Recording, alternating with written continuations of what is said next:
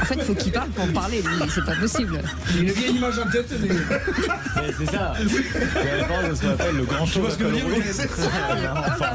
là là. Non, parce que mon fils me surnomme comme ça pour rire. Mon fils dit beaucoup de bêtises. D'accord. Je sais pas qui tient ça. Au bout de 2 secondes, on entame sur le sexe, c'est ça? Non, ce sont les vraies voix qui ont extrapolé. Oui, bien sûr. Un propos qui ne m'avait même pas effleuré l'esprit. C'est de notre faute. Mais bien sûr. Oui, c'est vrai. Vous avez remarqué, je dis rien, mais bon, je n'en pense pas moi. En tout cas, Jérémy Autostandard aujourd'hui, 0826 300 300. On est ravis de l'accueillir avec Philippe Bilger aujourd'hui, président de l'Institut de la Parole. Bonsoir Philippe. Bonsoir ma chère Cécile, coincée entre l'intelligence et la police. L'intelligence et la police. Alors pour l'intelligence, Mickaël Sadoun, chroniqueur politique et consultant. Voilà, qui a un col roulé. Et puis, visiblement pas en tout cas, visiblement pas intelligent Bruno Pomar parce qu'il est policier. Selon Philippe Bilger. La police, elle est présumée. Ma chère Cécile, vous m'avez mis en face de gros calibre ce soir. Oui. Oui. Et ben vous savez quoi? Ce que j'aime bien chez Bruno, c'est très original, c'est la première phrase chaque vendredi. De calibre? Non, j'ai pas dit ça. De gros calibre. Ah, j'ai pas dit ça à chaque fois, mon cher Philippe. Et vous êtes à côté de Philippe David en Oui, plus. aussi. Vous me Qui a un direz gros quand je calibre. pourrais y aller. Je peux y aller ou pas? Vous me dites. Moi, je suis à vos ordres. J'avance. Allez, le sommaire de cette émission, faute de pouvoir être jugé dans les temps de procédure, 19 criminels vont être remis en liberté cette année. Pour info, le 1er janvier 2026, 925 dossiers criminels sont en attente de jugement contre 680 au même mois en 2025, soit une augmentation de 36%. Et on vous pose cette question, libérer des criminels présumés parce que la justice est trop longue. Eh bien, ça vous indigne à 86%. Vous voulez réagir, le 0826 300 300. Moi, je dis bon, s'il récidive, on connaîtra le coupable et on connaîtra le complice. Mickaël Sadoun. Oui. Vous en pensez quoi ? Je pense que c'est scandaleux, ça fait peur et en plus c'est la loi et il faut la changer. Voilà, c'est Réaction. l'effort. C'est la loi, mais il faut la changer. Ouais. Et je m'abrite derrière Mickaël, qui a une sorte de phare ponctuel. Allez, Bruno Pomar. Mais moi, je constate qu'on a 83 000 prisonniers. Les prisons sont bondées. À un moment donné, il faut faire un choix. Alors, on a combien? Plus de 20 000 personnes en préventive. Il faut trouver des réponses et c'est peut-être une solution. Il faut Allez. savoir quel profil de criminel. On en reparlera tout à l'heure, la question du soir, C'est joli ce que j'ai 18h10. La France s'est associée à un art de vivre, à un modèle social, à des services publics protecteurs, à une culture, à des territoires enviés dans le monde. Oui. Et en même temps, le sentiment de déclassement, de tension et la pression économique inquiètent les Français. Et on vous pose cette question de façon générale. Pensez-vous qu'il fait bon vivre en France ? Eh bien, vous dites non à 62%. Ah bon ? Vous voulez réagir ? Venez témoigner pourquoi il fait pas bon vivre en France ou pourquoi il fait bon vivre au 0826 300 300. Alors moi, je dis que par rapport au reste du monde, on est quand même très bien, mais on peut mieux faire. Philippe Bilger. Personnellement, il fait bon vivre, mais le sentiment global politique est déprimant. Mickaël. Je vais dire une banalité, mais il fait bon vivre, mais ça dépend un peu pour qui. Bruno Pomar. Il fait bon vivre en France, sinon aller en Corée ou en Iran, hein, si vous voulez. Allez, 0826 300 300. C'est- Tout de c'est suite, catch, le c'est grand catch. débat du jour. On fait croire à l'opinion publique que la justice peut fonctionner dans de bonnes conditions alors que ça n'est pas vrai. Vous savez que la justice est une institution essentielle, qu'elle est notre pacte social et notre pacte républicain. Qui est responsable de l'état de la justice aujourd'hui? Qui est responsable du fait qu'on ne peut pas faire bien notre travail? Le seul responsable de cette affaire, c'est moi. Les vraies voix Sud Radio. Et ça sonne déjà au 0826 300 300. Et c'est Yann qui est avec nous de Bayonne. Bonsoir Yann. Bonsoir Yann. Bienvenue sur Sud Radio. Bonsoir Cécile, bonsoir tout le monde. Merci de m'accueillir. À cette question sur la libération des criminels présumés parce que la justice est trop longue, qu'en pensez-vous ? Déjà très content de faire partie des 86% pour une fois, parce que je fais partie des Français qui se battent la tête quand on entend ça, de dire on va mettre en liberté des tueurs présumés, des violeurs présumés, des gens qui sont certainement impossibles à insérer dans une société en tant que telle, et nous on va commencer à trouver une solution pour les remettre dans la société sans les avoir jugés, sans savoir s'ils sont coupables ou pas. Voilà, moi aujourd'hui ça me choque, mais ça me fait fait surtout peur pour les générations à venir. Aujourd'hui, c'est un manquement politique. Voilà, ils font pas leur boulot. Il y a plus la justice est lente. Quand elle veut, je pense, j'ai l'impression. On n'a pas de place de prison. Moi, je pense qu'à minima, ça devrait les questionner et qu'à minima, si on doit relâcher des gens, il faudrait peut-être relâcher des gens qui sont un peu moins dangereux que ces présumés criminels. Voilà, je suppose qu'il y a des gens qui sont en prison et qui ont fait peut-être, voilà, je sais pas moi, de la malversation ou des choses qui sont condamnables, mais qui représentent moins un risque pour nos enfants à minima et voire nos concitoyens. Et je vais me tourner vers la justice, forcément, hein, Philippe Bilger. Merci de le reconnaître. J'ai pas dit une justice juste, j'ai dit la justice. Ça n'a rien à voir, pardon, le sujet n'a rien à voir avec la surpopulation carcérale, c'est très clair. Rien, non. Ce sont les délais. C'est à cause, absolument, c'est à cause d'un état de droit qui est sophistiqué et byzantin qu'on est obligé de libérer ces gens. Et donc, si j'étais procureur général aujourd'hui, je réfléchirais ou bien je mets en marge de la loi et je tente de trouver un système de bon sens pour régler le problème et éviter le scandale de ces libérations qui indignent profondément. Ou alors je demande d'urgence, enfin à un président, un garde des Sceaux, de faire voter tout à fait cessante une nouvelle loi pour permettre le maintien en détention de ces gens-là. Mais oui, enfin, mon cher Philippe, j'ai pensé que tu as une espèce de forme de langue de bois en disant ça, en fait. À un moment donné, il faut libérer. On ne peut pas faire autrement. Non. Mais tu me disais la surpopulation carcérale, c'est la vérité. Non, oui, mais ça n'a rien à voir avec ça. Mais je pense que ça a une raison de fond. Je pense que ça a une raison, très sincèrement. Ah non, c'est l'application du code de procédure pénale qui dit qu'il y a un délai. Excusez-moi, oui, je me suis mal exprimé. Ça arrange quelque part la justice et le milieu carcéral. De dire, putain, si on peut libérer tout ça. Ça n'arrange pas du tout. Si. Mon cher Bruno, pour une fois, vous venez de dire une connerie. Non. Mais ça n'arrange pas du tout la justice. Sinon, les procureurs généraux d'Aix-en-Provence et de Paris n'auraient pas annoncé ça sur le mode défaitiste et de sinistrose absolue. Mais Attendez, on continuera juste après la pub. Moi, mon analyse du truc, c'est que on est en train de payer une situation de long terme où la justice est le parent pauvre de la politique publique en France, pas pour des questions tellement de places de prison, même si évidemment c'est un sujet, mais pour des raisons simplement de budget alloué, de nombre de magistrats recrutés, de greffiers, etc. et tout ce qui allonge considérablement les procédures pénales. Pour vous donner rien qu'une idée, quand même, il y a beaucoup de... Ouais, bien sûr, mais simplement un élément de comparaison, le budget de la justice en France par habitant, il est 2 fois inférieur à celui en Allemagne. Bien sûr. Donc évidemment, ça va plus vite d'un côté que de l'autre.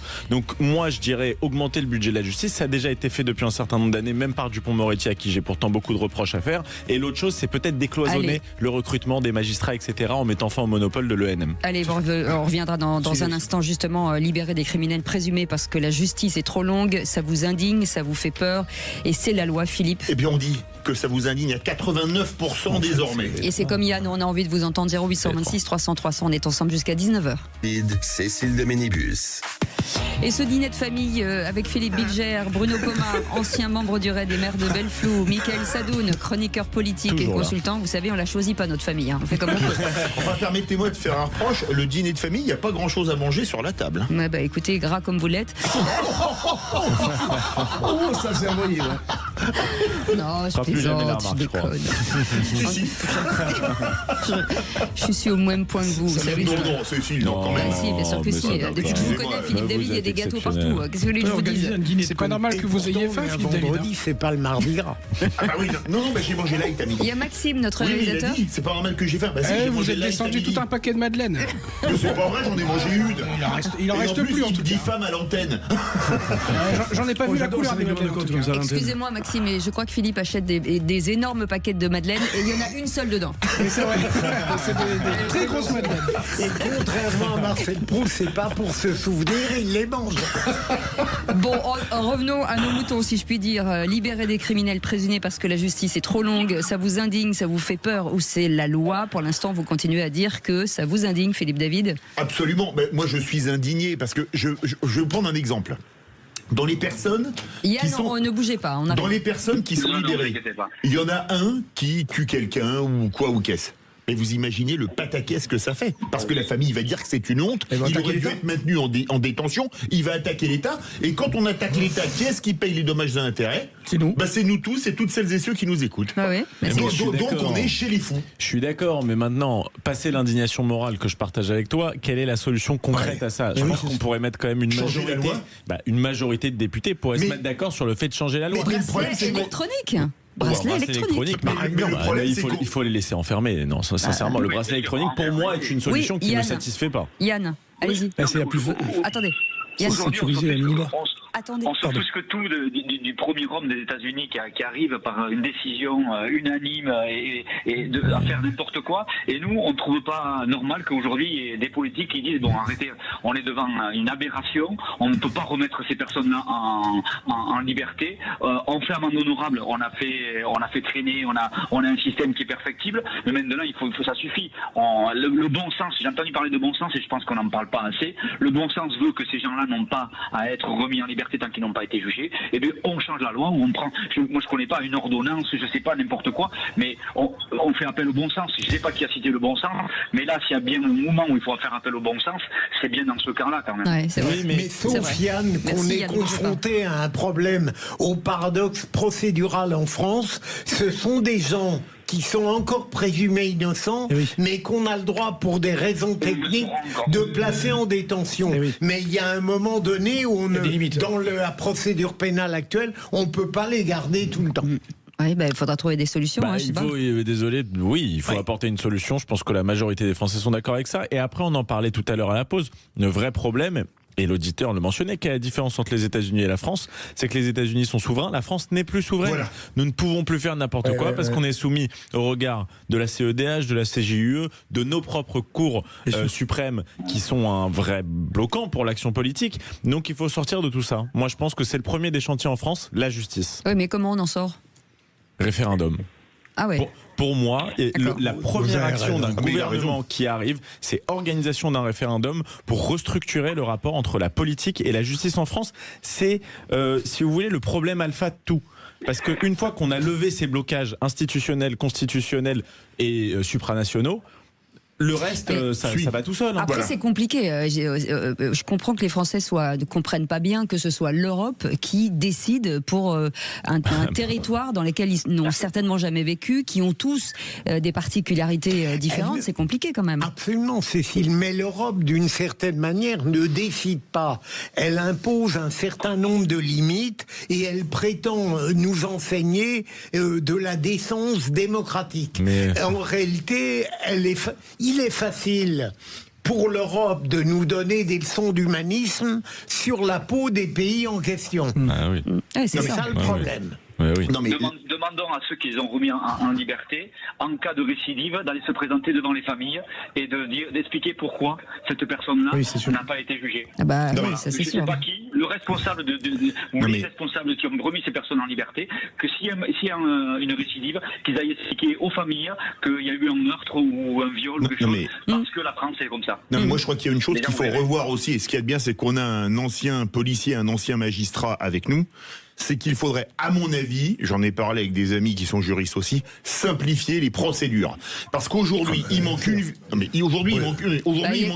Ça fait des années qu'on dit ça. Non mais Cécile, il y a un mot. Courage. Il faut avoir des gens, comme le disait Mickaël, qui ont le courage politique de donner la parole au peuple, par exemple. Le problème, c'est que les gens qui nous dirigent méprisent le peuple depuis des années. Mais il faut qu'on interpelle directement les députés. Ils sont déjà en mesure de le faire là aujourd'hui. Et donc, déjà, je peux vous dire qu'ils ne le méprisent pas, ils ont peur de lui. Parce que vous soumettez ces questions au peuple par des questions faciles à rédiger, mais le peuple est à fond pour ceux qui viennent de dire qu'ils sont indignés. Je disais l'affaire où il manque une virgule, on remet un gros trafiquant de drogue en liberté. Les policiers vous disent... les procédures, les procédures sont beaucoup trop complexes. Ce qui permet déjà... Donc, si on simplifie le maximum, si on simplifie au maximum, ça évite de perdre du temps dans les procédures, la paperasse, les machins, les trucs, les appels, les contre-appels et compagnie. Et là, on pourrait juger les gens dans les délais. Mais on vous dit maintenant, pour une procédure, c'est devenu l'enfer. Moi, c'est des policiers qui m'ont dit. Et si au niveau national, c'est pas réglé, encore une fois, tu as la Cour européenne des droits de l'homme qui vient dire, attention, respecter les règles. Yann, Et c'est ça, le vous souci. vouliez réagir, Yann? Oui, et j'entends toujours, on prend toujours sous le prisme du problème, mais prenons-le sous le prisme de la solution. Quelle solution on a? Quelle solution, quel courage politique, quel courage institutionnel on a envie de donner à ceux qui doivent prendre la responsabilité? Et prenons plus la solution que le problème si jamais on le fait ou on ne le fait pas. La solution, elle est où? Moi, je l'ai pas. Par contre, il y a des gens qui l'ont et qui l'apprennent. Et que ce soit les élections ou pas. Écoutez, moi je l'ai, je vous la fais en 3 points, comme Louis de Funès dans la zizanie. C'était pas le plein emploi, le plein emploi, le plein emploi. Premièrement, sortir de la CEDH. Deuxièmement, changer l'état de droit en simplifiant les procédures. Et troisièmement, un référendum ou des référendums pour changer, renverser la table. Et moi, je dis Philippe David, président. Votez pour moi. Oui, mais c'est pas gagné. On va faire en une. Ayons le courage de dire stop à tout ça. Quand bien même il y aurait des contreparties, on aurait des sanctions de part de groupe, hop, on dit stop. Aujourd'hui, nous, dans notre pays, ça doit être comme ça. Ça va être comme ça. Vous allez nous sanctionner peut-être en 2, dans 15 ans. Par contre, le courage, en une. Chez nous, on va faire ça maintenant. Parce qu'on a ce problème-là. C'est la vérité. C'est la réalité du terrain de chez nous, en France. Vous viendrez nous taper sur où vous voulez. Vous, le défenseur du droit, vous, le tout ça. Là-dessus, on fera comme ça et ce sera comme ça. Et on paiera peut-être les pots cassés. Mais en réalité, on fait comme ça. Vous avez raison, Philippe, sur un point. Comme toujours, non mais sérieusement, au-delà de vos 3 points qui mettraient des années à être réalisés, à supposer qu'on le puisse, il y a quelque chose de vrai. Imaginons la France ne fonctionne que comme ça. Si une des personnes libérées à cause de la procédure, commet un crime atroce, là je suis sûr qu'il y aurait des réactions. Mais tu as raison. C'est clair. Enfin, la France ne fonctionne que comme ça. Excusez-moi, les réactions, c'est de les avoir a priori qu'à posteriori. Mais si on n'a pas votre pression... Il faut qu'il y ait un drame. Regarde, sur un autre sujet complètement à part, avec la Corse, le préfet Rignac, quand il a été assassiné. Bien sûr. On a laminé les groupuscules, etc. Eh ben, on fait pareil, tu as raison, il faut attendre qu'il y ait un crime. À la fin de la fin, on change tout. Les victimes sont toujours encore plus victimes. Et c'est ça qui est hallucinant. C'est qu'ils n'obtiennent jamais réparation de rien, parce que forcément, vous avez tué quelqu'un, il n'y a pas de réparation, forcément. Il y a toujours des temps d'attente, il n'y a pas de financement, il n'y a rien. En fait, il n'y a rien pour les victimes. C'est comme quand, pareil, je me dis, quelqu'un a été agressé dans la rue, il faut qu'il aille à pied au commissariat, voilà, à pied tout seul à l'hôpital. Et quand c'est quelqu'un qui a, voilà, on l'emmène en voiture, en machin. Mais c'est quand même hallucinant. Et la victime, elle se débrouille toute seule. Mais c'est quand même dingue. Je crois pas dire de bêtises en disant que le meurtrier de Philippine, il me semble, de cette jeune étudiante, vous vous souvenez, qui a été elle avait été assassinée par quelqu'un qui a été remise en liberté par une juge qui avait estimé que c'était un profil qui était apte à retourner en fait en liberté. C'est pas le seul cas. Donc, merci Yann, en tout cas, merci d'avoir débattu avec nous. C'était très agréable de vous avoir. Dans un instant, seul contre tous, Michael Sadoun veut défendre Emmanuel Macron contre ses ex-femmes qui le lynchent aujourd'hui. Philippe Bilger. Moi, je ne comprends pas qu'il n'y ait pas la révolution en France. Eh ben, on va en parler dans un instant. Dis donc, si on n'est pas envahi, dans 5 minutes, je comprends pas. On va l'appeler chez Bilger. Ouais, mais je vous dirai pourquoi. Sud Radio. Sud Radio. Parlons vrai. Parlons vrai. Sud Radio. Parlons vrai. Cécile de Ménibus. Et puisque vous nous demandez du débat, vous allez en avoir, je peux vous le dire. Philippe Bilger aux commandes dans un instant, avec Bruno Pomar, ancien membre du RAID et maire de Belleflou, Michael Sadoun, chroniqueur politique et consultant, et Philippe David, bien entendu. Tout de suite, seul contre tous. Les vraies voix Sud Radio. Seul contre tous. Et Michael Sadoun, qui a été très motivé à être seul contre tous, tout à fait, puisque vous voulez défendre Emmanuel Macron contre ses contre ses ex-fans qui le lynchent aujourd'hui. Oui. Alors moi déjà, je rebondissais un petit peu à la base sur le dernier livre de Nicolas Doménac et Maurice Safran qui compare Emmanuel Macron à Néron, qui est un empereur romain bien connu, qui a brûlé, je crois, sous le contrôle de Philippe Bilger, c'est ça. Je trouve que c'est assez injuste de voir les anciens fans d'Emmanuel Macron se révolter aujourd'hui contre lui. D'abord parce qu'ils l'ont largement porté au pouvoir. Et en plus, il y a une manière de procéder que j'aime pas qui consiste à accuser la personnalité d'Emmanuel Macron. Pourquoi ? Parce qu'ils refusent de mettre en cause les idées d'Emmanuel Macron. Et pourquoi ils le font pas ? Parce que ces idées-là sont les leurs. Ouais. Donc, ils refusent de remettre en cause la mondialisation heureuse, le multiculturalisme, c'est super. Je sais plus comment Juppé avait dit, l'identité heureuse, je crois. L'identité heureuse. Voilà, l'identité heureuse. Donc, ils refusent de mettre en cause tous ces dogmes-là. Donc, ils s'en prennent à la personnalité en disant, vous savez, il a un exercice très solitaire du pouvoir, et puis c'est compliqué, on n'arrive pas à lui donner de conseils, et puis il est erratique, et il change, etc. Non, le vrai problème d'Emmanuel Macron, pour moi, c'est un problème de fond. C'est un type qui est arrivé dans une époque qui est revenu vers les nations, la défense, la souveraineté nationale, l'Occident contre le reste du monde, et lui, il est arrivé avec une idéologie des années 80. Donc ça ne marche pas, et il aurait pu avoir le tempérament le plus sympathique possible et avec le plus de compromis possible, que ça n'aurait pas fonctionné selon moi. Donc je trouve que les gens qui s'abattent sur lui aujourd'hui, après l'avoir idolâtré pendant des années, sont un petit peu injustes. Donc Emmanuel Macron, le président Macron, vous avez mon soutien aujourd'hui. Je ne suis pas d'accord avec vous. Il reste des macronistes. Mon cher Michael, je ne suis pas d'accord avec vous pour la raison suivante. Depuis 2007, et notamment le quinquennat de Nicolas Sarkozy, on sait à quel point la personnalité des présidents et leur psychologie ont une part capitale dans le jugement du citoyen. Et il n'est pas honteux de changer d'avis sur un président, non seulement parce que la politique qu'il développe ne vous plaît pas, mais parce que tout simplement son être lui-même présidentiel, sa pratique du pouvoir, ses réactions, sa manière de traiter l'opposition sont profondément anti-républicaines. Et donc je l'ai lu, le livre, il ne m'a pas plu pour d'autres raisons, mais je trouve que vous êtes trop sévère en imposant aux citoyens la stricte considération et exclusive appréhension des idées pour avoir le droit de critiquer un président. Je trouve que c'est prégnant quand même et que l'idéologie est souvent conforme au caractère de la personne. Et Emmanuel Macron, sa manière de traiter l'opposition, comme tu dis, elle est contenue en fait dans son idéologie. C'est-à-dire, je suis le centre, j'intègre des oppositions dans mon raisonnement, mais du coup, tout ce qui s'oppose à moi relève de l'extrême et donc de l'extérieur à la République. Voilà ce que je pense. Putain, j'ai rien pigé à ce qu'ils ont dit les deux. Alors, moi j'ai compris. Faut lâcher l'affaire.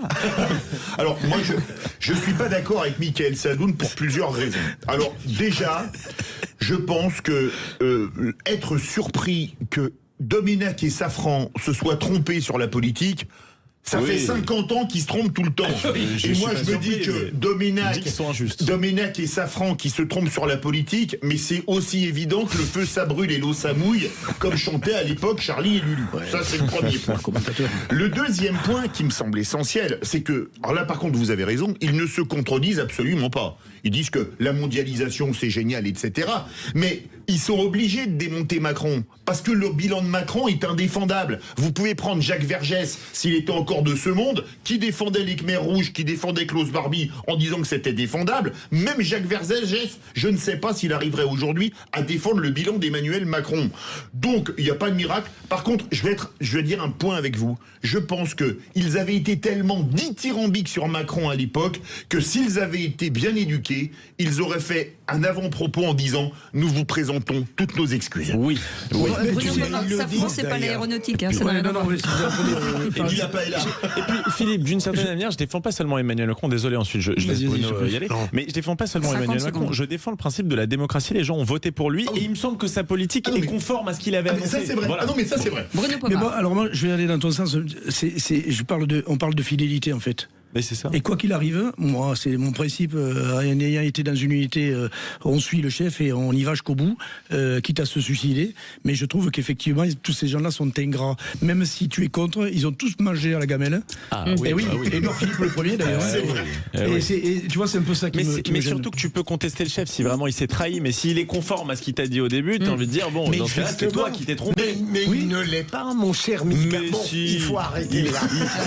Il a fait l'Europe, la disait tout ce qu'il avait annoncé. Alors, et tout de suite, c'est Philippe Bilger. Juste avant vous, Philippe Bilger, il y a une information qui vient de tomber.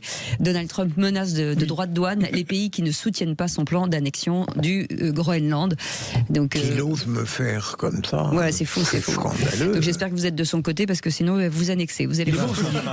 Il est bon ce Trump. Philippe Bilger, vous ne comprenez pas qu'il n'y ait pas de révolution? Oui, alors j'ai choisi un résumé, ma chère Cécile, un peu provocateur. Non, à peine. Mon point de vue va être un peu différent. Soyez synthétique, Philippe. Quand j'avais 20 ans, il y a très longtemps, j'avais écrit une nouvelle qui faisait 30 pages où j'imaginais une famille de conditions modestes qui voyait dans les publications, journaux, hebdomadaire, le sanctuaire s'étaler et les gens ayant de l'argent se pavaner. Et je me disais dans ce récit, mais comment se fait-il que le citoyen de base ne soit gangrené par aucune jalousie sociale et ne se révolte pas? Eh bien, c'est quelque chose que je ressens encore plus aujourd'hui quand je vois les pages considérables consacrées au luxe, au sanctuaire, dans les journaux, dans les magazines, et en voyant la vie rêvée de ces gens qui sont formidables. Tout le monde n'est pas aussi sympathique que Georges Clooney. Eh bien, je me dis, le citoyen français est un homme ou une femme extraordinaire, parce qu'il regarde ça. Il ne le jalouse même pas. Et il ne dit même pas, mais moi, j'ai une vie misérable à côté de cet éclat de ces lumières. Et je me dis parfois, mais comment n'a-t-il pas envie de tout bousculer, de tout subvertir? Ça me paraît extraordinaire. C'est un bon sujet. Oui. Alors moi, j'ai deux éléments de réponse. La première, c'est que déjà, les révolutions se font dans des pays qui sont jeunes en âge. Or, la France n'est plus un pays jeune. Oui. La Révolution française a été faite par des jeunes. Saint-Just avait 20 ans en 89, etc. La deuxième chose, et là, je pense qu'on n'est pas d'accord sur ça, c'est qu'une révolution, elle advient quand les gens n'ont plus rien à perdre. Or, je pense qu'en France, malgré tout ce qui se passe, malgré le déclin du pays, malgré tout ce qu'on peut dire sur les conditions matérielles des Français, et c'est vrai, les Français ont encore quelque chose à perdre, et c'est pas la misère absolue qui met les gens dans la rue. Voilà. Alors moi, le second argument me fait réfléchir, mon cher Michael. Alors, en entendant Philippe Bilger vilipender les publicités pour les produits de luxe dans la presse, je me dis que finalement, Lénine à la Douma en 1917, c'était un social-démocrate de centre-droit par rapport à vous. Là, je n'en reviens pas, je suis tombé de l'armoire. Alors déjà, mon cher Philippe, je vais vous faire un compliment. Quand vous avez écrit un essai pour vos 20 ans, je n'étais pas né, donc je n'ai pas pu le lire à l'époque. Quelqu'un qui l'aurait compris. Et moi donc. Merci. Non, mais quel goujat. Pour revenir sérieusement, moi, je viens d'un milieu populaire. On vivait dans un quartier populaire. Oui, et quand je voyais des Ferrari, etc., quand on allait dans Paris ou ailleurs, mon père me disait, faut pas être jaloux. S'il l'a, c'est qu'il se l'est payé, travaille beaucoup et peut-être qu'un jour tu auras la chance de bien payer. Moi qui ai de la pub dans les magazines pour des montres à 30 000 euros, pour des 1000 ou des Patek, tant mieux s'il y a des gens qui les achètent. Je suis très heureux pour eux. Bien sûr. Moi, ça m'incite pas à faire la révolution. Oui. Alors c'est vrai que le Che Bilger, je trouve que ça nuit la vie. Je ne parle pas de la pub. Attention, l'abondance de ces péripéties, de ces épisodes, de ces représentations du luxe, lorsqu'on sait que des êtres ne l'auront jamais. C'est ça qui me mais Philippe, il faut faire rêver. Vous êtes un peu démago. Hein. On essaye de s'en rapprocher. Ah non, je ne suis pas démago, je le pense. Ah bon? Parce que, encore une fois, mais Philippe a raison, ça fait rêver. Moi, j'adore les bagnoles. Putain, je vois une Ferrari ou une, je sais pas quoi, une Aston, je dis, oh putain, si je pouvais me la payer, et je rêve, mais oui, mais je suis content de dire, si je pouvais me la payer, ça serait formidable. Mais comme l'a très bien dit Philippe, ou Michael, c'est le même raisonnement. Non, mais sérieusement, vous appartenez à une classe, et moi le premier, pas du tout. qui n'est pas misérable. Tu as raison. Donc, ça joue. Et moi-même, pareil. Mais je pense aux gens qui vivent mal, pour lesquels la représentation consommation du luxe d'autrui est une souffrance. Non, pas forcément. Mais je pense qu'il y a des gens modestes. C'est le conte de fées, pardon. Moi, je regarde des films de Noël, même en été, parce qu'il y a des histoires d'amour folles, incroyables. Vous savez qu'il va la larguer, que finalement il va la reprendre, mais c'est toujours le prince charmant. Et pour l'instant, le prince charmant, on sait très bien que ça n'existe pas. C'est vrai. Non, mais on va regarder les documentaires sur les grandes fortunes. Ça cartonne, ça cartonne. Parce qu'en fait, vous rentrez dans un monde que vous ne verrez certainement jamais, mais qui pendant 1h30 va vous bercer dans une espérance. Mais heureusement qu'on a ça aussi, je trouve.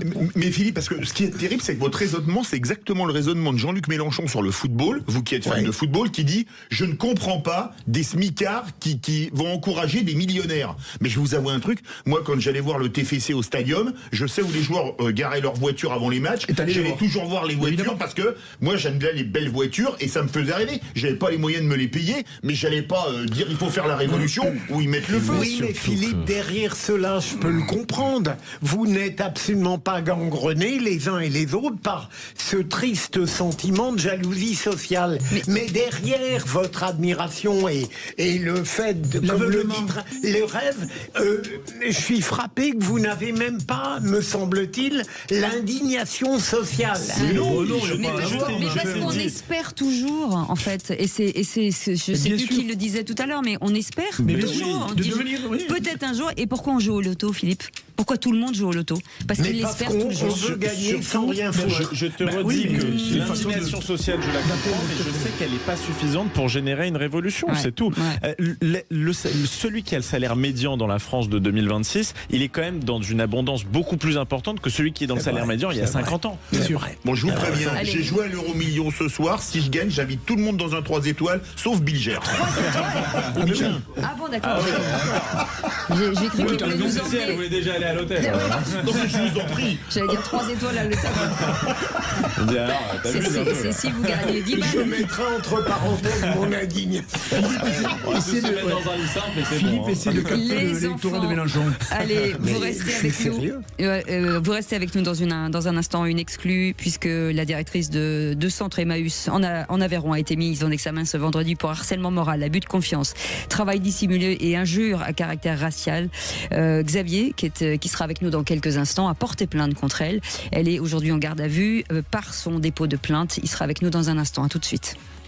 Sud Radio. Sud Radio. Parlons vrai. Parlons vrai. Sud Radio. Parlons vrai. Nous recevons généreusement aujourd'hui. Ils ont intérêt à en profiter, être bons, parce que sinon ça ne reviendra pas. Et ça s'appelle Au Bon Accueil. Bonjour. Oui, non, je déconne. Philippe Bilger, bien sûr, est avec nous. Le vendredi, c'est un microclimat.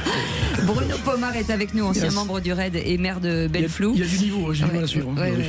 J'ai toujours eu un problème avec RAID et Bruno. Quand on a fait toute une carrière dans la police avec des intellos comme Mickaël et Philippe, c'est compliqué, je sais. Au départ, ils confondaient ça avec l'anatomie. Aujourd'hui, j'ai l'impression d'être chez les tontons flagueurs. Mickaël Sadoun est avec nous, chroniqueur politique et consultant. Et tout de suite, communication. Je donne des conseils en communication aux entreprises. Voilà, je leur fais des stratégies de communication. Attendez, on va faire un message public. Allez-y, c'est la pub. Vous voulez faire parler de votre entreprise 0826 300 300. Voilà, c'est ça. Allez, tout de suite, l'info en plus. Les vraies voix Sud Radio.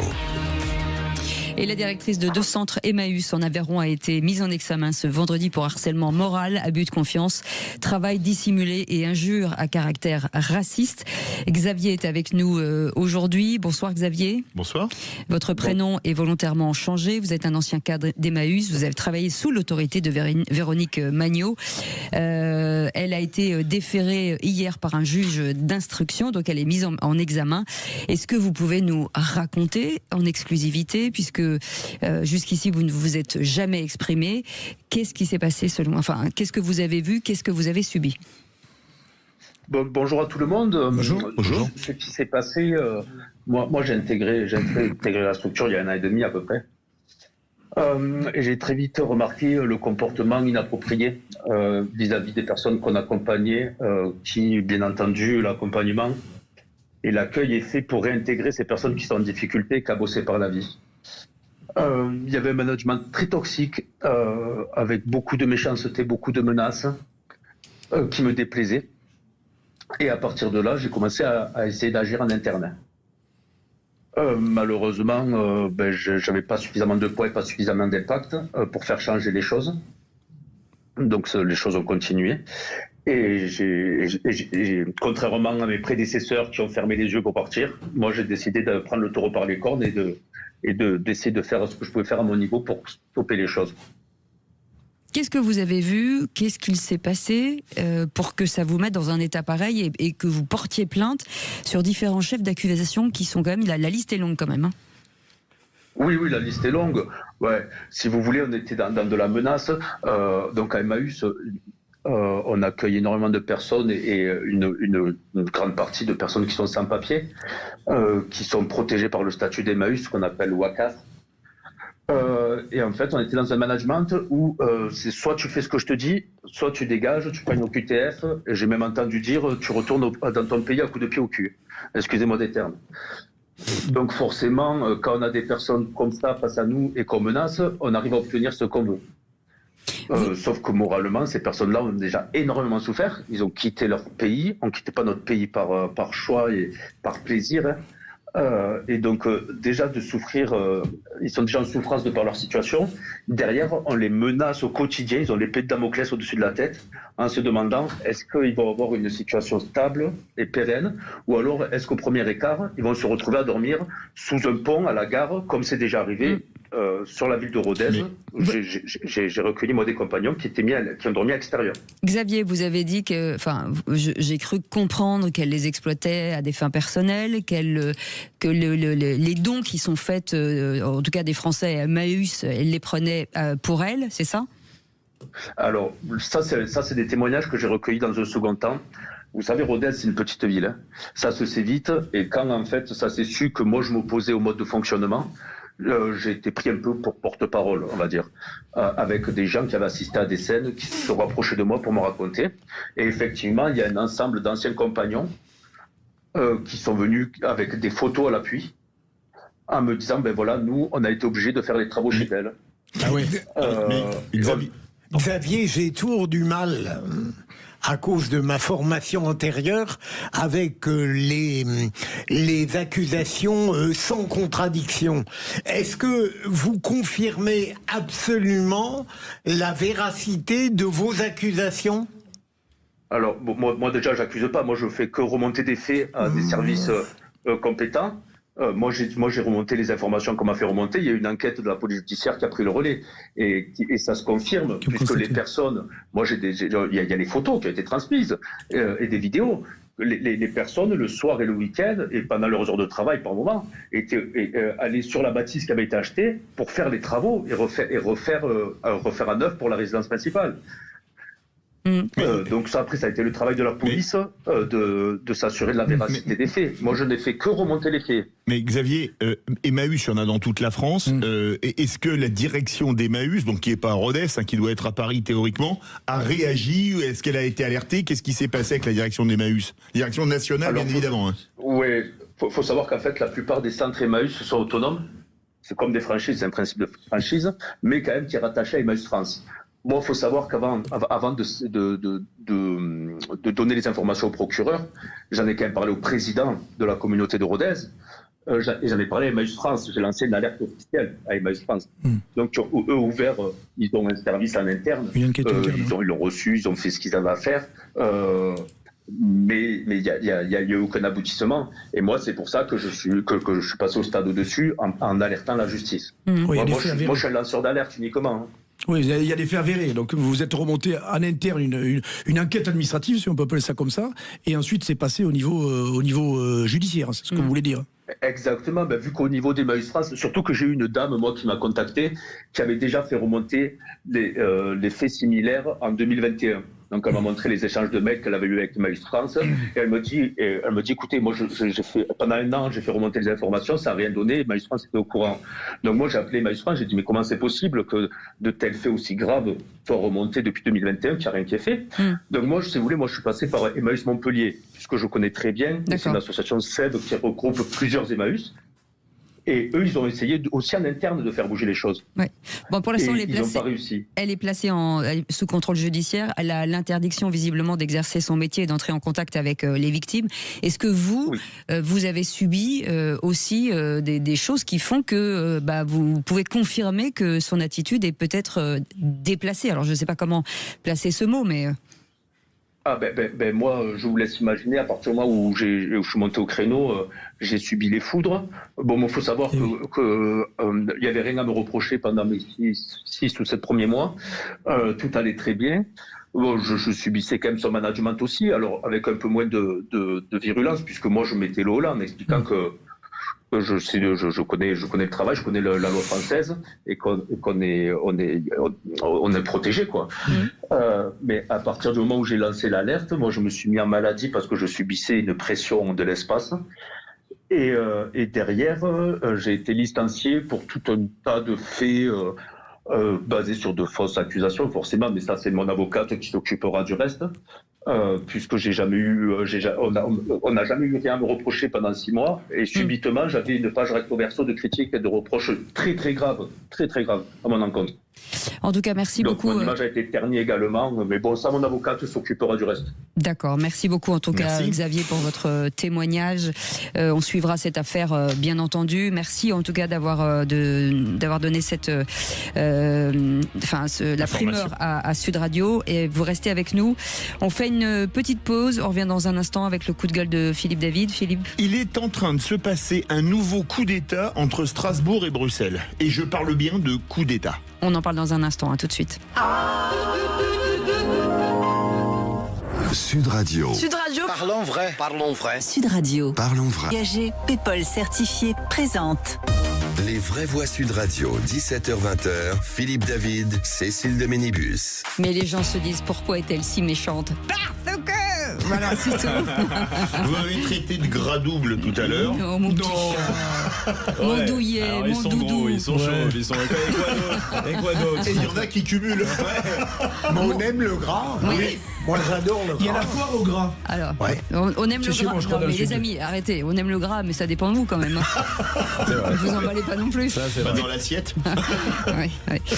Philippe Bilger est avec nous aujourd'hui. Bruno Pomar, ancien membre du RED et maire de Belleflou, et Mickaël Sadoun, chroniqueur politique et consultant en communication. Merci. Si vous avez une entreprise, vous êtes en situation de crise, Mickaël Sadoun est là, vous l'appelez. J'arrive, vous faites 3615 code. Il ne l'aggrave pas. Votre chiffre d'affaires va faire x2 en un an. Voilà, cet espace de publicitaire vous était offert par Sud Radio. Allez, tout de suite, le coup de gueule de Philippe David. Les vraies voix Sud Radio. Le coup de gueule de Philippe David. Comme d'habitude, je vais remettre le clocher au milieu du village, et même de 2 villages. Strasbourg, où siège le Parlement européen, et Bruxelles, où siège la Commission européenne. Pourquoi Strasbourg et Bruxelles? Parce qu'on a appris aujourd'hui que le Parlement européen voudrait confier à la Commission européenne un pouvoir de contrôle sur les exportations d'armement des pays de l'UE vers les pays tiers. Ainsi, Dassault, pour vendre des Rafales à l'Inde ou aux Émirats arabes unis, devrait attendre l'aval des technocrates de Bruxelles pour signer de nouveaux contrats d'armement. Sachant que les contrats d'armement prennent des années à être signés, croyez-vous que des pays étrangers engageraient des discussions avec des gens sous l'autorité de personnes qui n'ont pas les mêmes intérêts qu'eux? Une situation aggravée par le fait que d'autres pays européens produisent des avions concurrents, comme le Tornado, l'Eurofighter ou le Gripen, et qu'ils ne nous feraient aucun cadeau, sachant que dans ce domaine, nous sommes seuls et que nous nous faisons concurrence. Mais cette manœuvre, destinée à retirer toute souveraineté à la France dans ses exportations d'armement, ne viendrait-elle pas d'outre-Rhin? En effet, le projet d'avion de chasse du futur, le SCAF, a du plomb dans l'aile, l'Allemagne voulant s'accaparer le savoir-faire de Dassault, ce que Dassault ne veut absolument pas, et avec raison. Quitte à être accusé de complotisme, voire même de germanophobie, la question mérite à mon avis d'être posée, tant cette concordance des temps pose question. Un tel changement de paradigme signifierait la mort de l'industrie d'armement française. Rappelons que la France est le second exportateur mondial d'armes derrière les USA, USA. Une industrie d'armement qui représente 5000 entreprises pour 210 000 emplois directs et indirects. La France représentant le quart des emplois dans ce secteur en Europe. Sur le Mercosur, la France n'a pu que subir après avoir transféré sa souveraineté, sacrifiant nos agriculteurs. Va-t-on encore abandonner un pan de souveraineté au nom du couple franco-allemand ? Je mets des guillemets, couple au sein duquel la France est la femme battue et trompée. Vu l'idéologie de nos gouvernants et de nos élites, je mets des guillemets à élite, on peut le craindre. Moi, je suis tellement d'accord. L'Union européenne est pour moi la chose qui a le plus affaibli la France sur les 40 dernières années. Et je pense très franchement, sans appeler nécessairement au Frexit, que les Français devraient vraiment se poser cette question de à quoi nous sert l'Union européenne. Parce que je trouve que dans les sondages qui sont faits par les instituts, ou dans le débat public, ou dans les propos des hommes politiques, il y a une espèce d'évidence que l'Union européenne est là de toute éternité, a vocation à rester. Je suis désolé de dire que c'est un objet politique comme un autre et on est en droit de se poser la question de savoir si on reste dedans ou pas. Vous avez évoqué, mon cher Philippe, à un moment donné, le tornado au poivre, mais en réalité... Le tornado au poivre. Mais sérieusement, ça veut dire que la France, si je comprends bien, n'aurait pas le droit de vendre des armes sans avoir l'aval de la Commission européenne. C'est bien ça. Et à partir de quand alors ça, le Parlement européen l'a demandé. La France s'y était déjà opposée auparavant, mais là, c'est le Parlement européen, donc Strasbourg, qui l'a demandé à la Commission européenne. C'est invraisemblable. Mais quand j'ai vu ça, moi, je faisais des bons comme ça. Mais comme tu le disais, c'est au niveau armement, on est très très bon au niveau technologique sur les chars, maintenant sur les drones. On va même acheter des chars allemands après. Oui, mais en attendant. On a toujours été à haut niveau. Le Rafale, évidemment, reste l'avion de référence. Vous savez que le Rafale remplace 6 ou 7 avions de combat classiques, normalement. Ah ouais. Faut savoir que quand avec toutes les versions. Moi, j'ai eu la chance, évidemment, parce que je suis proche de la famille, d'aller voir et d'aller visiter à Istres ces machines-là. C'est formidable. Bon, bref, je suis pas là pour faire la publicité pour Dassault, mais pour autant, on a de la super technologie qu'on est incapable de garder, mais on est en train de perdre l'agriculture. On l'a perdu déjà. On va tout perdre. Bientôt, ils vont s'occuper aussi de quelque chose qui marche bien en France, du tourisme et du luxe. Comme ça sera complet, on aura tout perdu. C'est un scandale. Il faut savoir encore une fois que sur l'armement, c'est ceux qui rapportent le plus de pognon à la France d'ailleurs. Ah bah on est encore excédentaire au niveau de la balance commerciale. Il y a plus que ça et le luxe, et l'aéronautique. Les bateaux de dernière technologie. Oui. Le monde entier vous les envie. Mais évidemment. Et les bateaux aussi. Les croiseurs. Le pire, c'est que ça dissuadera totalement les autres pays de négocier avec les Européens. Mais les Américains vont aller vite. Mais les Américains, ils vont dire, nous, de toute façon, on a l'aval du gouvernement, servez-vous chez nous, ça ira plus vite. C'est complètement fou. C'est incroyable. On se fait un harakiri. Ah oui, c'est... Il faut qu'on se barre de l'Europe. Ah mais moi, je pense que la question doit être posée, sincèrement. Il faut qu'on se barre de l'Europe, franchement. Non, mais il n'y a plus rien à faire. On est géré que par des technos qui gagnent, tiens là aussi, ceux-là, bien, très très bien leur vie là-bas. Qui ne veulent pas du bien à la France, vraiment. Non, et ils veulent gérer tout, surtout. Ouais, c'est même pas les élus. Ce sont les technos, c'est-à-dire les hauts fonctionnaires de l'Europe qui décident tout. Il faut savoir. Évidemment. C'est pas les élus, ils n'ont rien à dire. La Commission européenne, principalement, Bon, en tout cas, je me rends compte que pour vous, c'est un défiloir, des fouloirs, cette émission. Oui. Hein. Ça y va. Philippe, c'est assez mesuré. Excusez-moi, là, ça y va en rafale. Hein. Ah oui. Oh, pas mal. Et puis, c'est pas un mirage, cette émission. C'est sur l'Union européenne, Philippe Bilger est jamais... Oui, non, il est pas... Ne croyez pas que c'est de la modération, parfois c'est de l'ignorance. Pourquoi parfois? Donc, il y avait une image de Philippe Bilger. Je suis un peu déçu. Restez avec nous dans un instant, la question du soir, avec la France qui cultive une image enviée de qualité de vie. Pourtant, le quotidien et les perspectives interrogent toujours un peu avec cette question du jour. De façon générale, estimez-vous qu'il fait bon vivre en France? Eh bien, pour le moment, c'est bizarre, puisque vous êtes minoritaire à dire qu'il fasse bon vivre en France, puisque vous êtes, attendez, le sondage a disparu, vous étiez tout à l'heure 62%. Puisque vous allez pouvoir, si vous êtes tiré au sort, rencontrer Antoine Dupont. Et ça, c'est cool. On va en parler avec Alex Priam tout à l'heure aux alentours de 19h. Ça a changé, c'était tout à l'heure, là c'est 77% qui disent non, pardon, 62 c'était au début de l'émission. Avec Antoine Dupont, non? Non. D'accord. Sud Radio. Parlons vrai. Sud Radio. Parlons vrai. Philippe David, Cécile de Ménibus. Et c'est comme les fingers, cette émission, c'est toujours trop court. Quel rapport les fingers? C'est trop court le finger, le gâteau. La ref. Oui, Bruno Pomar, vous êtes un intellectuel, vous ne connaissez pas les plus populaires. Exactement. Des fingers, comme les gâteaux, il faudrait les avoir plus longs. je connais. Excusez-moi, Non, mais ça c'est les raiders. Cette émission permet aux gens de progresser. La preuve, désormais, vous êtes un intellectuel d'après Mickaël Sadoun. Oui, mon bien cher. sûr. Il m'a analysé depuis le Quand début il de connaît l'émission. pas la culture populaire, les pubs de gâteaux, tout ça. On connaît par cœur. Pourtant, vu son physique, il a dû en bouffer. Hein. Philippe il est en pleine Bilger forme. est avec nous, alors qu'il est fuselé. Il est fuselé. Non, mais respectez les élus. Je suis un élu de la République, je vous rappelle. Mais quel rapport là? Vous avez tout simplement parce que vous êtes en train de me casser là. C'est vrai. Tu as une écharpe? Oui, je l'ai, je pourrais venir avec. J'ai même ma carte de maire, vous voulez la voir? Ah, j'aimerais bien. Elle est là. Monsieur le maire. Ah oui, Monsieur je le vais maire, vous pour appeler ceux Monsieur qui- le maire d'ailleurs. Merci, ça fait plaisir. Bruno. C'est marrant parce qu'il s'appelle Bruno le maire. Non.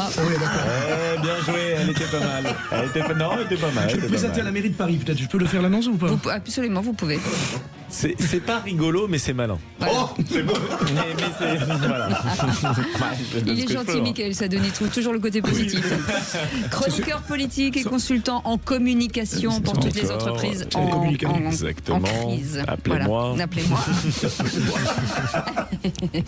Appelle-moi.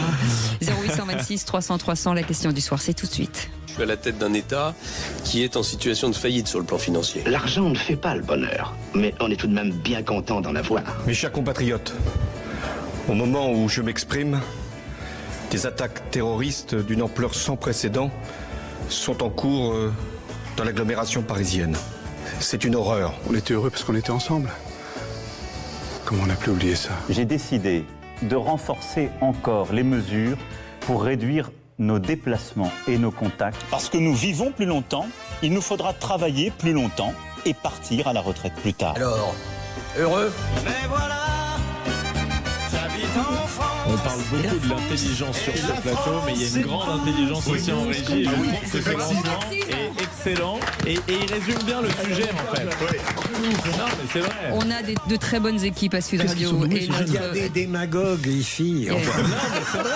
C'est intelligent. Je trouve que le sujet est bien résumé déjà on dans a le lancement. du talent. Jérémy au standard avec bien entendu Maxime et puis derrière que vous connaissez Antoine et puis François-Louis avec Philippe. Pourquoi il les cache derrière les deux autres? Parce qu'ils sont Et grands. Antonin au web. Et Antonin. C'est disgracieux surtout.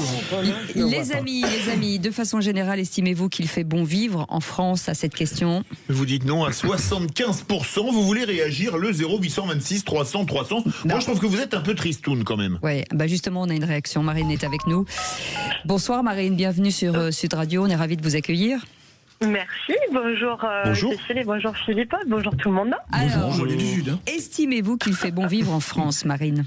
Alors moi, je trouve oui, il fait bon vivre en France. Je trouve que la France est, sincèrement, c'est vrai, un pays formidable, autant sur le plan culturel. Parce que voilà, elle possède une histoire riche, elle est avec un passé qui est profondément ancré. Et c'est un pays aussi, on parle de la gastronomie, et rien que pour cela, j'ai envie de dire, c'est difficile de rêver mieux quand même. Et puis, je sais pas, je me dis, la diversité et la beauté de tous les paysages que l'on a en France, que ce soit à la mer, à la montagne. Après, c'est vrai que j'ai de la chance aussi de vivre entre la mer et la montagne, mais voilà. Et puis on a de nombreux Vous êtes d'où, Marine? Vous êtes d'où?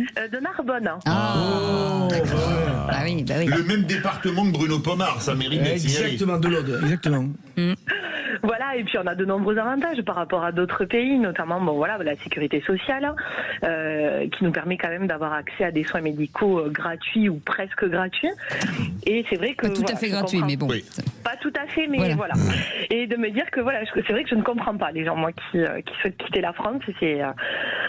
J'ai pu voyager et je me suis dit, on est quand même bien ici. En tout cas, c'est un très joli témoignage. 30 ans, Marine. Donc, ça veut dire que voilà, dans un âge où elle a eu le temps de vivre et de voilà, c'est plutôt les vieux ronchons qui sont pas contents. Tu me regardes en disant ça, non mais ça fait vachement plaisir encore une fois. Non, c'est parce que je louche. J'arrive pas tous en même temps, donc c'est compliqué. Non, mais quand je l'aime, Marine, parce qu'elle est jeune, elle est enthousiaste, elle a envie que voilà. Et elle est audoise. Et elle est audoise en plus. Alors en plus. Elle obéit au doigt vers l'œil. Ah ouais. Bravo. Non mais Marine, bravo. Oui, Marine. Merci. Non mais je crois que ce que dit Marine, c'est très juste. Quand on a voyagé, on voit qu'en France, on a quand même une chance extraordinaire. On a un système de santé qui est quand même très bon. Alors nonobstant tous ses défauts, ce qu'il faut avoir, etc. Mais on est un pays qui a des paysages absolument magnifiques, une diversité de paysages magnifiques. Une culture bimillénaire quand même, parce que la France, n'en déplaise à certains, elle commence pas en 1789. Bimillénaire, mais plus de 2000 ans. Il a encore appris un mot. Putain, je savais pas que ça existait ça. Bon, moi aussi par la même occasion. C'est bien de l'avouer, Marine. Là où Marine m'intéresse beaucoup, c'est que elle considère qu'il fait bon vivre en France à partir d'une approche admirative de la France globale.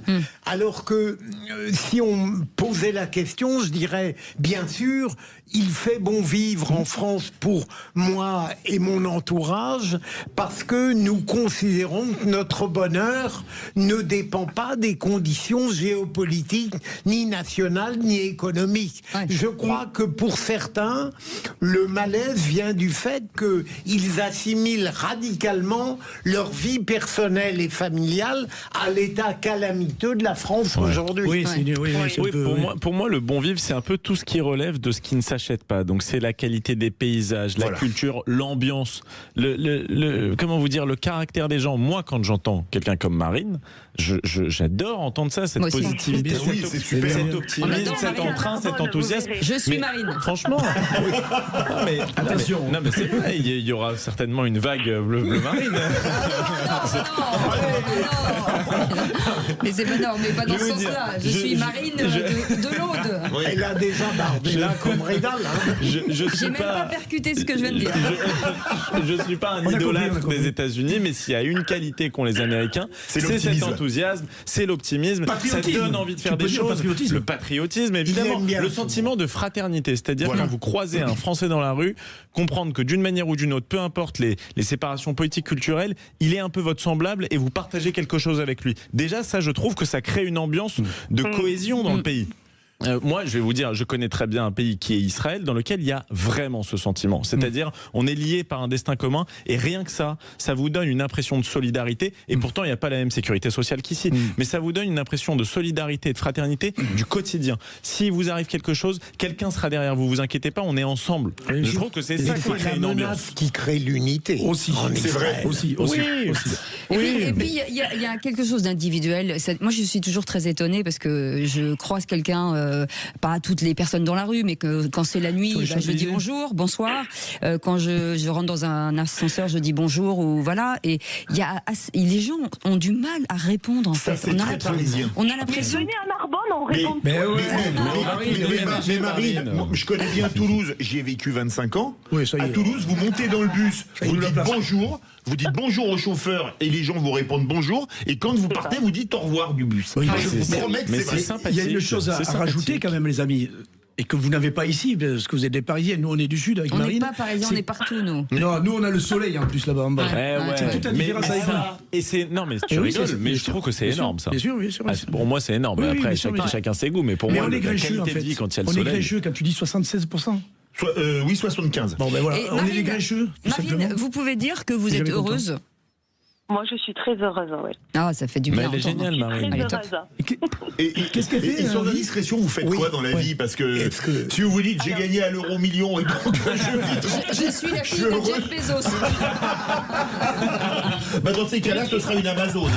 Je suis rentière, j'ai épousé un monsieur de 90 ans. Vous avez bien raison, Marine. C'est beau l'amour. Ça, c'est malin. Elle est maline. Non, je travaille à l'INRAE. Oui. Donc, voilà. C'est l'Institut national de la recherche agronomique. Voilà. Et je suis gestionnaire. C'est génial. Mais Marine, vous avez 30 ans. Comme moi, vous êtes intelligente, vous êtes enthousiaste, vous avez toutes les qualités, venez sur Paris. Épousez-moi. Épousez-moi, enfin. En clair, c'est ce que ça veut dire, épousez-moi. Vous avez vu à quel point il est en bon en communication. Mais on dit que l'amour est aveugle, mais que le mariage lui rend la vue. Il est malin. Non, mais Elle a relancé, il fait très très beau. Hein. Si c'est pas un appel du pied, ça. Alors c'est moi qui viendrai sur Narbonne, vous avez raison. Et puis c'est à une demi-heure du Cap d'Agde, vous pourrez aller voir Bilger l'été. Exactement, je vais aller le visiter. Oh là là là là là. Mais non, mais c'est tellement tu as le droit. Il va me faire découvrir les ambiances dont il y a le secret. Mais vous savez que, alors je fais une petite parenthèse, mais ma mère croit vraiment Philippe David quand il dit ça sur Philippe Bilger. Mais dis alors, Bilger va vraiment au Cap d'Agde. Il organise des déplacements tous les ans. Et pourtant, votre mère est une femme extraordinaire. Mais ça se trouve. Je l'aime beaucoup. Mais Philippe Bilger, vous vous rendez compte que peut-être il y a quelqu'un qui vous ressemble au Cap d'Agde et qui se fait passer pour vous. Parce que c'est possible. Hein. Oui, mais dans le plus simple appareil. C'est le jumeau maléfique de Philippe Bilger. Non, mais je pense qu'il y a des gens qui seraient capables de faire ça. Dans le plus simple appareil, je suis incomparable. Il n'a pas de sosie. Marine, cette émission est sans queue ni tête. Voilà, Marine, vous avez illuminé cette émission. Merci beaucoup. Vous illuminez mes soirées aussi. Donc moi je dis bravo Marine. Bravo. Vous voyez, on parlait de bon vivre et de qualité de vie, c'est aussi l'humour, la galéjade, le kiff. Voilà, c'est ça. La galéjade, oui, tu peux le faire. Marine, c'est terrible, on n'a plus envie de vous quitter, mais malheureusement, on va être obligé de le faire. On arrive à Narbonne. Voilà. Venez nous voir quand vous voulez. Merci en tout cas, on vous souhaite une belle année et vous la méritez tant. Allez, dans un instant, un de nos auditeurs sera nommé ministre et puis le qui c'est qui l'a dit. Des vraies voix du jour. Attention, ça peut être très drôle. Hein. On n'est pas à l'abri d'une rigolade. À tout de suite. Sud Radio. Parlons vrai. Sud Radio. Parlons vrai. Au 17h-20h, Philippe David, Cécile de Ménibus. Je ne sais pas pourquoi, mais j'ai peur qu'avant la fin de l'émission, il faille que nous mettions un carré blanc. Je ne sais pas pourquoi. Philippe Bilger est avec nous, Bruno Pomar, ancien membre du RAID et maire de Belleflou, Michael Sadoun, chroniqueur politique et consultant de crise, de communication pour vous. 0826 300 300, vous pouvez l'appeler immédiatement. Si vous avez un robinet ou je ne sais pas, ou un frigo qui ne fonctionne pas, une fuite. N'importe quoi, je fais tout, la distraction. Il fait tous les travaux. Voilà, ça, vous connaissez à fond l'affaire des fuites d'ailleurs. Ah oui, c'était sous la 4e République, ça. Et donc, chers amis, si vous étiez ministre, c'est maintenant. Les vraies voix Sud Radio, si j'étais ministre. Qu'est-ce que je vais devenir? Je suis ministre, je ne sais rien faire. Et si vous étiez ministre de la Culture, par exemple, et ce soir est nommé ministre Thomas de Toulouse qui est avec nous. Monsieur le ministre, bonsoir.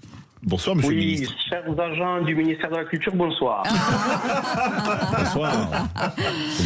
En tant que ministre, quelles seraient vos premières mesures? Voilà, je vais dire décision. Merci beaucoup de m'aider. J'ai pas de vocabulaire ce soir. Eh bien, je vais tout vous dire. Mon programme pour ce ministère, ô combien important, il va s'orienter autour de 2 axes. La rigueur et la solidarité. D'accord. J'ai 3 mesures phares, ok? La première, c'est limoger la direction. Alors attendez, je dis mes mesures. Oula, ça démarre et mal. Ensuite, j'explique. La première, c'est limoger la direction du Louvre suite à son cambriolage. Ouais, bravo. La deuxième, la réorganisation et la réévaluation des subventions aux services publics culturels. Et la troisième, qui touchera la solidarité, entrée au musée à 1 euro pour les personnes avec des revenus modestes. Maintenant, si vous le permettez, je vais détailler brièvement. Allez-y. Donc, pour le point numéro 1. J'adore. Voilà. Il est grand temps que les gens dans ce pays prennent des responsabilités, leurs responsabilités. D'accord. Voilà. Et il y a clairement eu des manques sur la gestion de la sécurité et la direction, pour moi, du musée et celle de la sécurité doit rendre des comptes. Et comme vous dites si bien dans l'émission, afuera. C'est une secte, ce truc. Enhorabuena. Le deuxième point, si je peux continuer, c'était sur la réorganisation. Réorganisation et réévaluation des subventions. Si vous voulez, je vais, comment je veux dire ça, revoir en profondeur les subventions qui sont accordées aux services publics culturels, notamment à France Télévisions et Radio France. Parce que pour moi, le service public, il n'a pas une vocation à devenir une machine idéologique, au moins wokiste ou communautaire, financée en plus par les impôts des Français. Donc je vais vous dire quelque chose. On ne peut pas, je pense, vivre de l'argent public et passer son temps à cracher sur la France. Si on vit des subventions, on est en quelque sorte, comment dire, un fonctionnaire. Et quand on est fonctionnaire, on respecte la République et on respecte les valeurs de la France. D'accord. Troisième point. Donc du coup, l'entrée au musée donc à 1 euro pour des personnes avec des revenus modestes.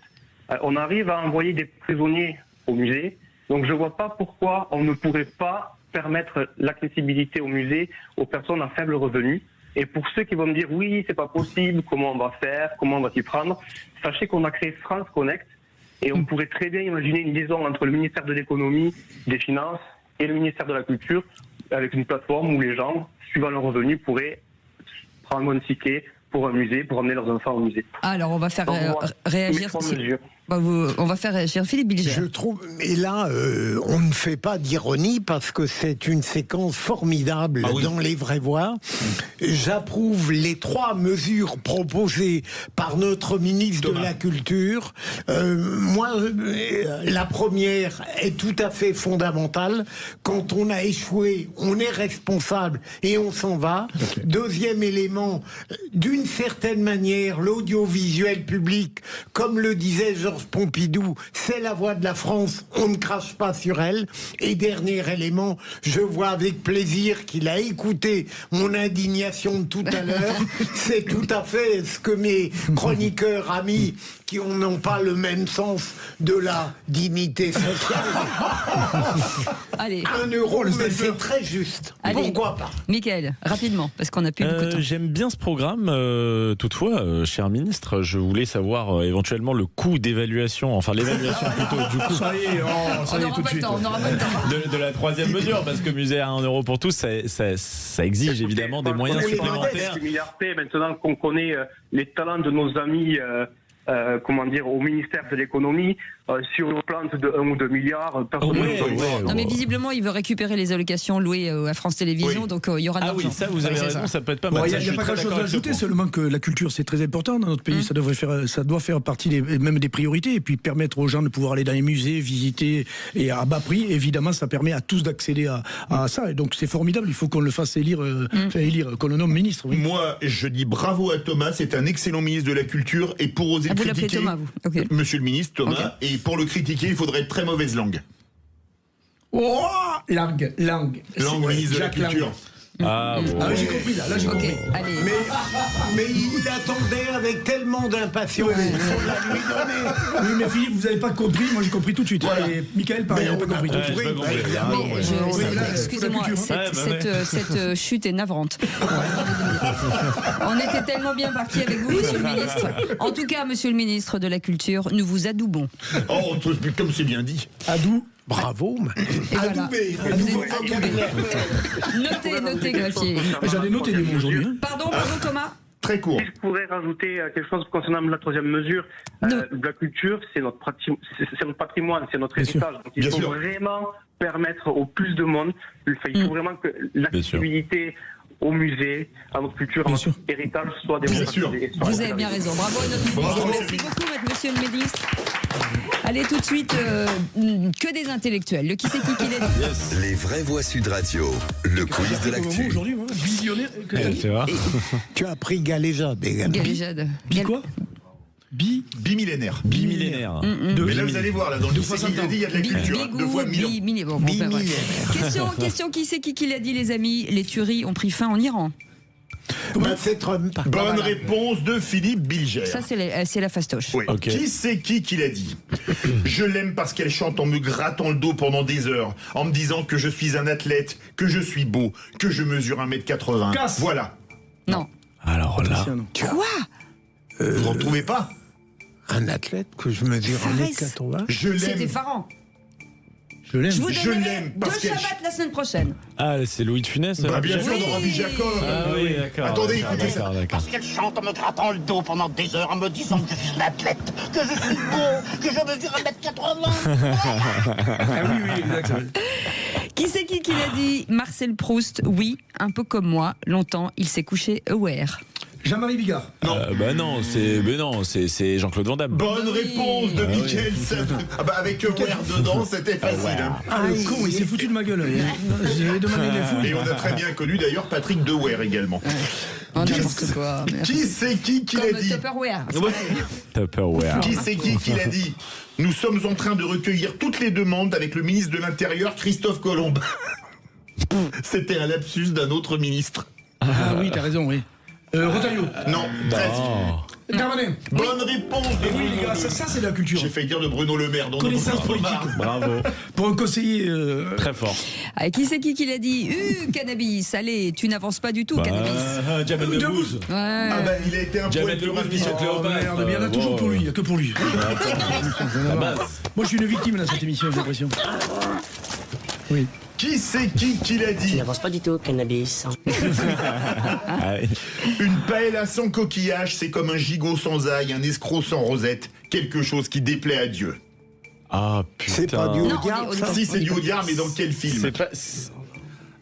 C'est ton Canard sauvage. Non, c'est ton Non, hiver. la loula cuisse. Sergent l'hiver. Oui, bonne réponse, Philippe Bilger. Bravo, monsieur Bilger. Qui c'est Belmondo. qui l'a dit? C'est Le Belmondo. PS et le zoo de France où les animaux se gardent entre eux. Le PS, c'est le seul zoo de France où les animaux bien entre eux. Elle est excellente, celle-là. Très sympathique. C'est une politique, un politique. C'est un C'est un politique. politique. Un politique. Un C'est chef. pas nouveau Maluret. Ah non. Non, un chef. Un chef de parti. Un chef de. Un type qui a On le de cite l'esprit, souvent, quand hein. même. On le cite souvent. Quelqu'un qui a de l'esprit. Vauquier. Non, on va pas le même bord. Hein. Non. Non. C'était quelqu'un- Mélenchon. Bah oui, bonne réponse de Mickaël Mélenchon. Mélenchon. Ah Ah oui. ouais. Qui c'est qui l'a dit?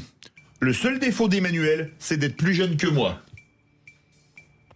En parlant d'Emmanuel Macron, Jourdain. bien sûr. Non. Bardella. Non. Ah non, il est plus. Jean-Pierre Jouyet. Non, c'est une femme. Une femme. C'est Ouais, bah, c'est Knafo. Brigitte. Non. Bah oui. voilà, Brigitte Macron. Ah ouais. Et la dernière, les amis, je n'aime pas ceux qui résistent, mais malheureusement, je ne les supporte pas. Je n'aime. Je n'aime que ceux qui me résistent. Pardon, je n'aime que ceux qui Ah me ouais. résistent, mais malheureusement, je ne les supporte Ah, mais pas. ça, c'est l'histoire de ma vie, ça. Ah bah c'est un éminent français. Ouais. De Gaulle. Oui. Bonne réponse de Philippe Bilger. Voilà. Eh bien écoutez, Mickaël Sadoun 5 points, Philippe Bilger 3 points, 1 point pour Bruno Je Pomar. fais un retour triomphal dans le qui c'est qui l'a dit. Il y a toute une part vicieuse dans les questions. Moi, vous avez attribué un point à Mickaël Sadoun. Je trouve qu'il aurait dû me revenir. Jamel Debbouze. Bon, on vous met un point, ça fera Arrête. 5-3. Et les amis, Je vous enverrai le replay. dans un instant, la petite phrase du jour, ce sera celle qui c'était ce matin, Laurence Saillet, dans l'émission Mettez-vous d'accord avec Valérie Expert, du lundi au vendredi de 10h à midi sur Sud Radio. On en parle dans un instant. Sud Radio. Sud Radio. Parlons vrai. Parlons vrai. Sud Radio. Parlons vrai. Et pour ce dernier tour de roue, si je puis dire, Philippe Bilger est avec nous, Bruno Pomar, ancien membre du RAID et maire de Belleflou. Et c'est vrai qu'il est assez flou comme mec. Mais il est belle. Il Bravo. est belle. Il Merci. est belle et flou. Et pourtant, il a tout donné. ça. Ouais, il a tout donné. Mickaël Sadoun, chroniqueur politique et consultant en communication de crise ou pas, avec cette petite phrase du jour. Les vraies voix Sud Radio. Et c'était ce matin Laurence Saillet dans l'émission Mettez-vous d'accord avec Valérie Expert du lundi au vendredi de 10h à midi sur Sud Radio. Écoutez. Moi, j'en veux beaucoup à Monsieur Faure parce que c'est un populiste. Et donc, Monsieur Faure, pour faire son petit populisme de bas étage, a mis la pression avant les discussions sur le budget pour que le Premier ministre dise qu'il abandonne le 49.3. Oui, Philippe Bilger. Ça y est, mais il aurait pu faire mieux, hein, objectivement, puisque on peut pas dire que Faure est populiste. Je ne suis pas du tout d'accord avec elle. Je suis d'accord. Je suis d'accord. Non, il n'est pas populiste. Il est éventuellement opportuniste. De toute façon, il est dans une position où il peut rien faire parce que le rapport de force n'est pas en sa faveur. Il n'a pas un caractère, il n'a pas une personnalité extraordinaire en plus de ça. Mais est-ce qu'il est particulièrement populiste? D'abord, le populisme, ça se détecte quand même dans un style, et on peut pas tellement dire que Faure soit dans un style outrancier, simplificateur. Au contraire, c'est plutôt un mec assez brumeux. Bon, on sait pas tellement ce qu'il pense, quoi. Oui, c'est ça. Oui, c'est exactement ça. On le voit d'ailleurs dans toute même dans sa carrière de député. Hein, il a toujours trouvé les opportunités pour se protéger, etc. Il l'a fait d'ailleurs avec LFI, hein, puisqu'il a été élu grâce à eux. Il est dans sa ligne, comme on dit, de conduite politique, qui est pas flamboyante. À ne pas sous-estimer tout de même. Hein. Mais moi, je crois que Olivier Faure, c'est le patron d'un parti moribond, dont la candidate a fait moins de 2% à la dernière présidentielle, faut-il le rappeler, et qui a peur d'une chose, qui a peur d'une dissolution, parce qu'il risquerait d'être atomisé dans les urnes. Ça, c'est le premier point. Mais pourquoi ça ne ça n'imprime pas, que ce soit Glucksmann ou Faure, ça n'imprime pas. Parce qu'ils n'ont pas de personnalité. Parce qu'ils n'ont pas de charisme, pas de personnalité. Voilà.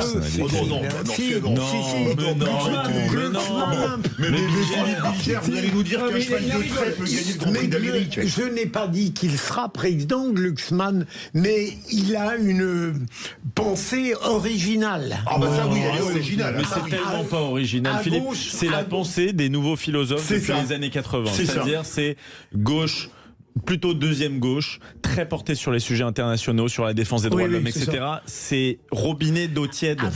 Avec une grande différence, un sens de l'autorité de l'État, au moins par le verbe. Regarde la dernière émission qu'il a faite où il s'est fait laminer quand il parlait des sujets français. Il a été incapable de répondre aux Français. Je pense qu'ils sont en train de les débrancher. Mais depuis, il a progressé. Il est en train de filer à gauche.